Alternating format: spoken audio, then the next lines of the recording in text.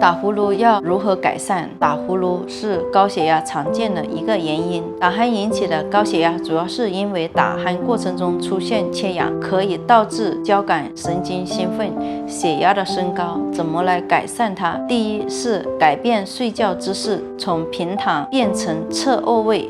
第二就是睡前一定不要喝酒，因为饮酒会对我们的呼吸中枢造成镇静的作用，加重打鼾。第三，睡前不要吃镇静药、安眠药，还有抗过敏药。第四，对于肥胖体质超重人群，可以通过控制饮食、增加运动、增加肺活量来把自己的体重降下去，往往打鼾也就好了。第五，戒烟，因为吸烟会刺激我们的喉咙，导致咽部炎症，分泌将增加。喉部的那种黏液肿胀就会加重打鼾，您都知道了吗？